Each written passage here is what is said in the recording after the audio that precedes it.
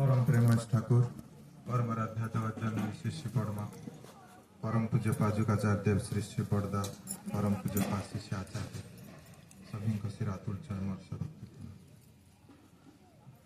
आज उत्सव सत्संग वरेण्य पुरोधा उपस्थित इष्ट जवाई कर्मीवृंद गुरुजन वृंद समस्त प्रणाम इष्ट प्राणगुरु मातृमंडली भक्तिमती मातृमंडली सत्संग प्रेमी सुधी सज्जन वृंद छोट छोट पिला माने समस्त मोर अंतर जय मो पूर्व सम्मान्य रमेश दा जादूर कथा कहते श्री ठाकुर गोटे बाणी रे कहते जादूगर नुहंती गुरु जादू भांगिबा तांकरी स्वभाव जादू भांगी देखाई दियंती सारा विश्वर स्वरूप भाव ये स्वरूपटा को से देखे देवाई आमती स्वरूप ता पूर्व पूर्वर कहते नीति भ्रष्टर कथा तार चाली चलन आचार हरा जो नीति हरा तार वैशिष्ट्य हरा सबकिछि हरा जो ही धर्मर ग्लानि बोली कहुए एवं से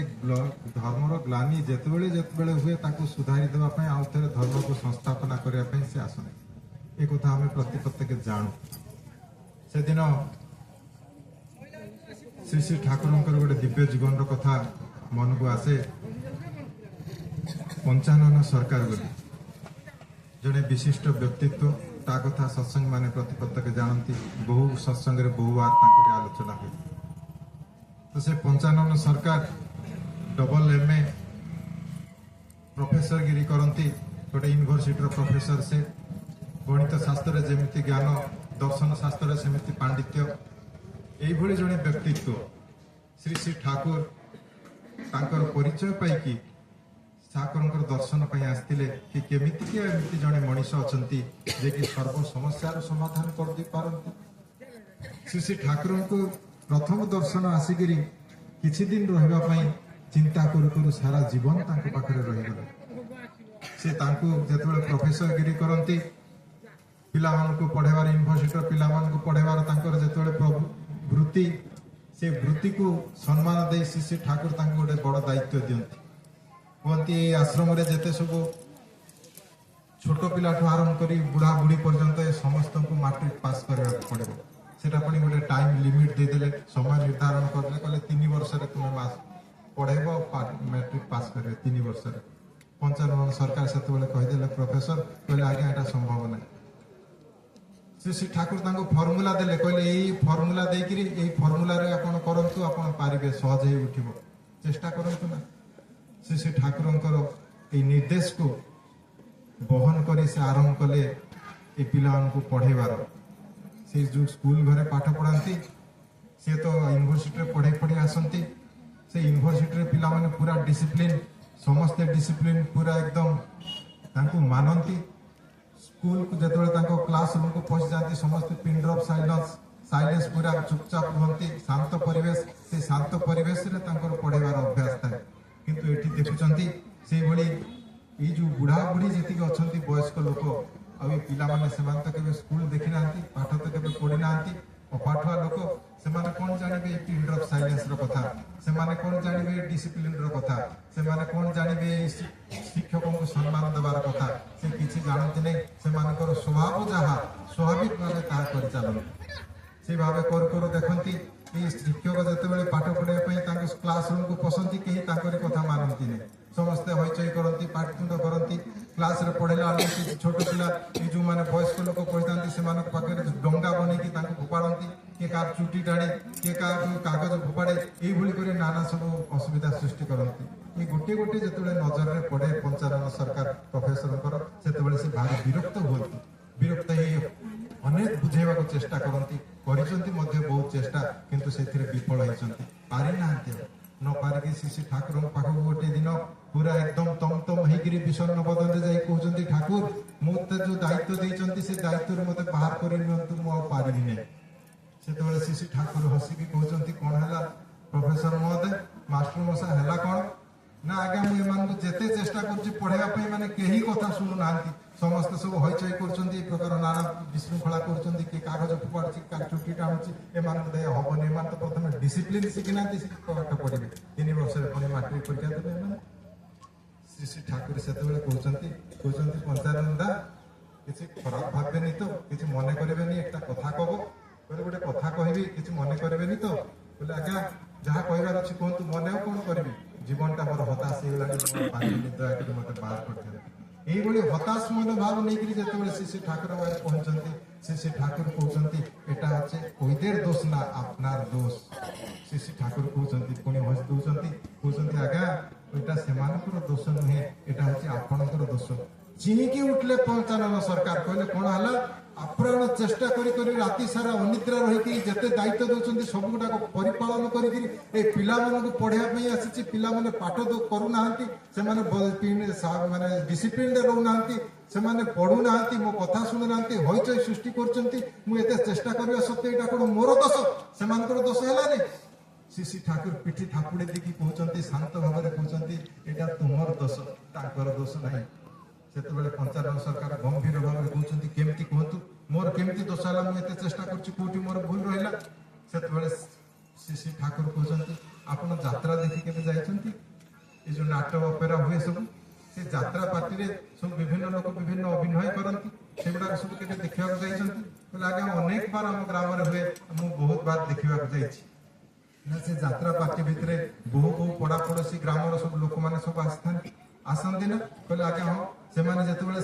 ସେମାନେ ପରସ୍ପର ଭିତରେ ଦେଖା ସାକ୍ଷାତ ହୁଅନ୍ତି, ସେମାନଙ୍କର ଆଳାପ ଆଲୋଚନା ହୁଏନି? ତୁମେ କେମିତି ଅଛ, ତୋ ଘର କେମିତି ଅଛି, ଏମିତି ସେମିତି ସବୁ ଗୁଡାକ ସବୁ ଆଳାପ ଆଲୋଚନା ହୁଏନି? କହିଲେ ଆଜ୍ଞା ହଁ ହୁଏ। ତାହେଲେ ସେ ଭିତରେ ପୁଣି ଯୋଉ ବାଦାମ ବାଲା ସବୁ ଆସିକି ବାଦାମ ବିକ୍ରି କରନ୍ତିନି? କହିଲେ ଆଜ୍ଞା କରନ୍ତି। ଆଉ ଏଇ ଯୋଉ ପାମ୍ପଡ ବାଲା ସବୁ ଆସିକି ପାମ୍ପଡ ବିକ୍ରି କରନ୍ତିନି? କହିଲେ ଆଜ୍ଞା କରନ୍ତି। ତାହେଲେ ବାଦାମ ବାଲା ପାମ୍ପଡ ବାଲା ଯେତେବେଳେ ପାମ୍ପଡ ବିକ୍ରି କରୁଛନ୍ତି, ତାଙ୍କର ବ୍ୟବସାୟ କାମ କରୁଛନ୍ତି, ଅନ୍ୟମାନେ ସମସ୍ତେ ନିଜ ନିଜର ଗଳ୍ପ ଯେତେବେଳେ କରୁଛନ୍ତି, ସମସ୍ତେ କୁଶଳ କୌଶଳ ପଚାରୁଛନ୍ତି, ତାରି ଭିତରେ ଯେତେବେଳେ ଯାତ୍ରାଟା ଆରମ୍ଭ ହେଇଯାଏ, ମନେ କରନ୍ତୁ ଗୋଟେ ସୁନ୍ଦର ଅଭିନୟ କଲା, ପୁରା ଆକର୍ଷଣୀୟ ସେ ଅଭିନୟ ଯିଏ କାରି ଆସେ, ସେ ଅଭିନୟକାରୀ ଆର୍ଟିଷ୍ଟ ଯିଏ, ସେ କଣ ଏ ସମସ୍ତଙ୍କୁ କହେ ତୁମେ ଚୁପ୍ ରୁହ କହିଲେ ଗୋଟି ଗୋଟି କରି ଆସିକି କହେ? କହିଲେ ନା ଆଜ୍ଞା ନାହିଁ। ନା କେମିତି ପ୍ଲେ କରେ ତାର ରୋଲଟା, କେମିତି ତାର ଅଭିନୟ କରେ? ନା ଆଜ୍ଞା ସେ ତାର ଅଟୋମେଟିକାଲି କରିଯାଏ। ନା ଯେତେବେଳେ ଅଟୋମେଟିକାଲି କରିଯାଏ, ସେତେବେଳେ ତାର ଯେତେବେଳେ ଏଇ ଯୋଉ ଅଭିନୟଟା ଆକର୍ଷଣୀୟ ହୁଏ, ସେତେବେଳେ ସାମ୍ନାରେ ଯଦି କିଏ ଯଦି ଦେଖି ପାରୁନଥାଏ, ତା ସାମ୍ନାରେ ଯଦି ପାମ୍ପଡ ବାଲା ଛିଡା ହେଇକି ପାମ୍ପଡ ବିକ୍ରି କରୁଥାଏ, ଆଉ ଯଦି କେହି ଯଦି ସେଠି ଖଚ ଚୁଗୁଲି କରୁଥାଏ, ସେଠି କେହି ଯଦି ଥଟା ତାମସା କରୁଥାଏ, ଛିଡା ହେଇଯାଇଥାଏ, ତାହେଲେ ସେ ଲୋକ ଯାହାକୁ ଦେଖାଯାଏନି ସେ କରେ କଣ ନା, ସିଏ ଆଜ୍ଞା ତାର ଘାଡ ଚାପି ମାନେ ତା ବେକକୁ ଚାପିକି ତଳେ ବସେଇ ଦେଇ କହୁଛି ବସ୍ କରିକି ଏମିତି ବସେଇ ଦିଏ ନା? କହିଲେ ଆଜ୍ଞା ହଁ ବସେଇ ଦିଏ। ତାହେଲେ ଏଟା ଭୁଲଟା କାହାର ଦେଖନ୍ତୁ ତ? ଏଇ ଯୋଉ କୋଳାହଳ ହଉଥିଲା ସବୁ, ସେ କୋଳାହଳ ଗୁଡାକ ତ ଏମାନେ ବି କରୁଥିଲେ, ବିଜନେସ ବାଲା ତାଙ୍କର ବିଜନେସ କରୁଥିଲେ, ସମସ୍ତେ କୌଶଳ ପଚାରୁଥିଲେ। କିନ୍ତୁ ଯେତେବେଳେ ଆକର୍ଷଣୀୟ ତାର ବ୍ୟକ୍ତିତ୍ୱଟା ଆସିଗଲା, ଆକର୍ଷଣୀୟ ପାଠ କଲା, ସେତେବେଳେ ପୁଣି ଏଇ ଯୋଉ ଲୋକଙ୍କର ଅସୁବିଧା ହେଲା, ସେମାନେ ତାକୁ ଧରିକିରି ବସେଇ ଦେଲେ, ଶାନ୍ତ କରିଦେଲେ, ତାଇ ନା? କହିଲେ ଆଜ୍ଞା ହଁ। ଏଟା କଣ ଜୀବନରେ ହୁଏ ନାହିଁ? କହିଲେ ଆଜ୍ଞା ହଁ। ତାହେଲେ ତୁମର ଯଦି ବ୍ୟକ୍ତିତ୍ୱ ଆକର୍ଷଣୀୟ ଥାନ୍ତା, ସେ ପିଲାମାନେ ତୁମର ବ୍ୟକ୍ତିତ୍ୱଟାକୁ ଦେଖିକିରି ଯଦି ସେଇଭଳିଆ ସମ୍ମାନ ଆପେ ଆପେ ଆସିଥାନ୍ତା, ତାହେଲେ ସେ ଯୋଉ ପିଲା ଖଚ ଚୁଗୁଲି କରୁଥିଲେ, ବଦମାସି କରୁଥିଲେ, ହଇଚଇ କରୁଥିଲେ, ତା ପଛ ପିଲା ତା କାନ୍ଧ ଧରିକିରି ବସେଇକିରି ଚୁପ୍ ରହ ବୋଲି କରିଦେଇନଥାନ୍ତା? କହିଲେ ଆଜ୍ଞା ପାରିଥାନ୍ତା। ଚୁପଚାପ ରହିଲେ ପଞ୍ଚାନନ ସରକାର, କହିଲେ ଦୋଷଟା ମୋର ବୁଝିପାରିଥିଲେ। କହିବାର ଉଦ୍ଦେଶ୍ୟ ଏହା ଯେ ମଣିଷର ପ୍ରତି ପ୍ରତ୍ୟେକରେ ଏଇ ଯୋଉ ଆକର୍ଷଣୀୟ ବ୍ୟକ୍ତିତ୍ୱ ଅଭାବ ପାଇଁ ବୋଲି ତାର କଥା କେହି ଶୁଣନ୍ତି ନାହିଁ, ତାକୁ କେହି ମାନନ୍ତି ନାହିଁ। ସେ ଘରେ କୁହନ୍ତୁ, ସେ ବାହାରେ କୁହନ୍ତୁ, ସମାଜରେ କୁହନ୍ତୁ, ରାଷ୍ଟ୍ରରେ କୁହନ୍ତୁ, ଆଜି ସେଇ ଅବସ୍ଥା ଆସିଛି ଏଇଠି କି ମୋର ବ୍ୟକ୍ତିତ୍ୱର ଆକର୍ଷଣୀୟ ବ୍ୟକ୍ତିତ୍ୱର ଅଭାବ। ସେଥିପାଇଁ ମୋ ସ୍ତ୍ରୀ ମୋ କଥା ମାନେ ନାହିଁ, ମୋ ପିଲାମାନେ ମତେ ମାନନ୍ତି ନାହିଁ, ମୋର ସମାଜ ମତେ ମାନନ୍ତି ନାହିଁ, ଜନନାୟକ ତାଙ୍କର ଜନନାୟକଙ୍କୁ ମାନେ ନା, ଇଏ କେହି କାହାକୁ ମାନିବାର ଅଭାବ ଏଥିରେ କି ତାଙ୍କର ଜଣେ ତାର ଯୋଉ ସମ୍ମାନୀୟ ଆକର୍ଷଣୀୟ ବ୍ୟକ୍ତିତ୍ୱର ଅଭାବଟା ଅଛି। ସେ ବ୍ୟକ୍ତିତ୍ୱଟା କେମିତି, ଏଇ ଯୋଉ ନୀତିହରା କଥା ପୂର୍ବରୁ ଆଲୋଚନା ହଉଥିଲା, ଇଏ ତାର ମଣିଷର ଗୋଟେ ନିର୍ଦ୍ଦିଷ୍ଟ ନୀତି ଅଛି। ସେ ନୀତି ଯେତେବେଳେ ହରେଇ ଦିଏ, ସେତେବେଳେ ତାର ଏ ବ୍ୟକ୍ତିତ୍ୱଟା ଆଉ ଆକର୍ଷଣ ହେଇ ଉଠେ ନା, ସେତେବେଳେ ତାର ଜୀବନଟା ପୁରା ଉପଭୋଗ୍ୟ ହେଇ ଉଠେ ନା, ସେତେବେଳେ ତାର ହତାଶଟା ଆସିଯାଏ ସେଇଠି। ସେଥିପାଇଁ ଠାକୁର କହୁଛନ୍ତି, ଚିନ୍ତା ମତନ ଚଳନ ଫୋଟେ, ଚଳନ ତାଲେ କଥା, এই 3টি বেমিছিল যার সত্যতা তার বৃথা। কହୁଛନ୍ତି ଚିନ୍ତା ମତନ ଚଳନ ଫୁଟେ, এই যা চলন চরিত্র আচার ব্যবহার কথা চিন্তা আলোচনা করা যাচ্ছিল মଣିষর চিন্তা যেমিতি চিন্তা মতন চলন ফুটে তার চলনটা মধ্যে সেইভাবে তদনুরূপ করে প্রকাশ পায় চিন্তা অনুসারে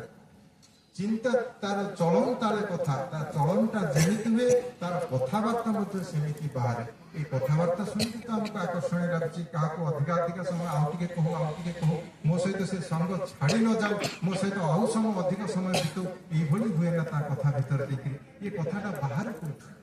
ନା ଏ କଥାଟା ବାହାରେ ଏଇ ଚଳନରୁ এই চলনটা আসে কোথ না এই চলনটা আসে তার চিন্তা ভিতর দিকে ଆଉ এই চিন্তা ভিতরে ଅଛି তার মনোরাজ্যର কথা তার মনটা যেମିତି তার চিন্তাটা মধ্যে তদনুরূপ তাকে বাহ্য পরি প্রকাশ କରିଦିଏ ସେଥିପାଇଁ এই যে কথা গুড়াক আমি কহু বেলে বেলে কহু টং স্লিপ ହେଇଗଲା ভুলরে সুদা কাহারে টং স্লিপ ହେଇ ନାହିଁ ভুলরে সুদা কাহারে টং সে কাহারে কহু কহু এমিতি ভুল কেবে বাহারি যায় সেমিতি কেবে হুଏ না ये सब गुड़ाक जहाँ किसी आम देखुचे तार चलन जहाँ किसी देखुचे तार व्यक्तित्व जहाँ किसी देखुचे तार कथार ये हूँ तार अंतर्निहित चिंता चेतनार बाह्य परिप्रकाश ये हूँ तार व्यक्तित्व यहीटा ही निर्धारण करते तार व्यक्तित्वटा तेणुक कथा तार भितर आसला जे मोर मनटा कौटी रहा जमी धरतु मोर घरे कौन कारण घरे टे विशृंखला है मो स्त्री सहित झगड़ा है छुआ पिला सहित झगड़ा है कि सहित मनांतर कि मतांतर है आई छोटिया इनसीडेंट से छोटिया घटनाटा मत धीरे धीरे धीरे धीरे घर ठू आरंभ कर मोर कर्म जगत को नहीं गला जिते अशांत होकर घर बाहरली से कर्म जगत में मोर दैनंदिन कर्म करने जिते जाए से कई जदि मो सागर कथा विपद हृदयस्पर्शी कथा न कहीकि चिड़चिड़ चिड़चिड़ हेली तापर मोर अधस्तन कर्मचारी जी मोर सहयोगी जी जो मैंने मत सहयोग करती मोर कर्म निर्वाह करने तो से जो मत कि कहले ताहले चिड़चिड़ हेले सब मन इच्छा कथा कहली मोर उपरिस्थ अधिकारी जी जहाँ अधीन में काम करे से मत कामटा को आगे नहीं जाती सी किसी गोटे कहीदे से मोर अशांत मोर मन इच्छा कथबार्ता करे ये जो मन इच्छा कथबार्ता मोर उपरिस्थ अधिकारी कि जहाँ अधीन में मुझे आरंभ कर मोर सहयोगी और अधस्तन कर्मचारी पर्यंत सहयोगी पर्यंत ये समस्त पाखे समस्त मनटा को अशांत करदेला किए अशांत कला ना मोर ये घर छोटिया अशांत मन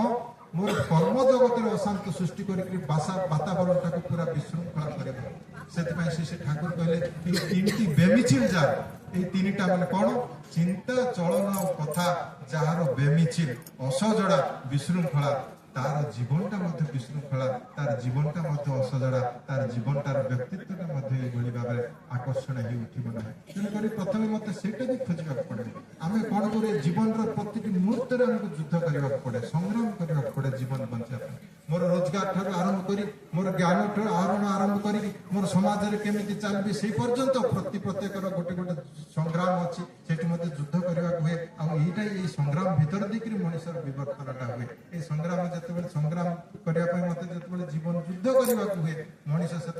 से युद्ध करने बसे कौन ना शांति पाए बोली भाई मैंने आज नगर कीर्तन कहते शांतिटा कौटी मिले बिग बजार कौन मिलूँ ग्रोसरी दुकान कौन मिलूँ हाट बजार कौन मिलूँ कौटी मिलू ना तार जो शांतिटा कौटी मिलू ना पाइबी कौटू ना ये शांति पाई बोली आज व्यक्ति जीवन ठार आरंभ कर राष्ट्र जीवन पर्यंत यही युद्ध विभीषिका देखु टीवी परदा खोलु खोलु देखा किए क्या उठे नहीं गला किए क्या परास्त कला कौटी युद्ध लगे युद्धर विभीषिका कौटी ना मनीष शांति रहा ये शांति रही ये युद्ध आसूची ये शांति रही युद्ध शांति पाइबा युद्ध खोजी खोजी जब मुझे जाए मो जीवन में केवे जय आसब ना मो जीवन में केवे शांति हम ना तेना करने कौन हुए ना मुझे शांत होकर जदि युद्ध करे जीवन युद्ध मोर जय तो अनिर्वार्य ये प्रथम कला प्रथम है ये जो शांत होबार कथा जदि मो घर कौन कारण तू गोटे छोटिया घटनाटे घटीगला से अशांत मन नहीं मो कर्म जगत को बाहरली से अशांत मन को जब कौन प्रकार मुझे शांति करदे पारि था शांत करदे पारि था उपाय खोजिकी पाई था कि कौन कले मोर आज मोर काम पूर्ण संपादन हम पूर्ण हम पूर्णांग हम कामटा कौन कले आज मुझे रोजगार करी कौन कले मोर आग जीवन अभिवृद्धि हम एगुड़ा मुझे शांत होकर चिंता कर गला कन्फरेन्स आचार्य गोटे घटना कहते गोटे बिजनेसमैन तार पाखापाखि 80 लाख गोटे कोटी टंका नुकसान कर लॉस हो तार যেତେବେଳେ ଲସ୍ ହେଇଯାଇଛି ତାର ମୁଣ୍ଡ ଆଉ କିଛି କାମ କରୁନାହିଁ, ଅଶାନ୍ତ ପୁରା। ସେତେବେଳେ ତାର ଯାହା ଲୋନ୍ ନେଇଥିଲା ସେ ଲୋନ୍ ବାଲା ସବୁ ଆସିକରି ତାକୁ ପଇସା ମାଗନ୍ତି କି ପଇସା ଦେଇଦେ ଋଣ ସୁଝ। ତାର ଯୋଉ ଫ୍ୟାମିଲିଆର ରିକ୍ୱାରମେଣ୍ଟ ତାଙ୍କର ଦୈନନ୍ଦିନ ଜୀବନରେ ଯାହା ପରିପୂରଣ କରିବା କଥା ସେଟା ମଧ୍ୟ ସେ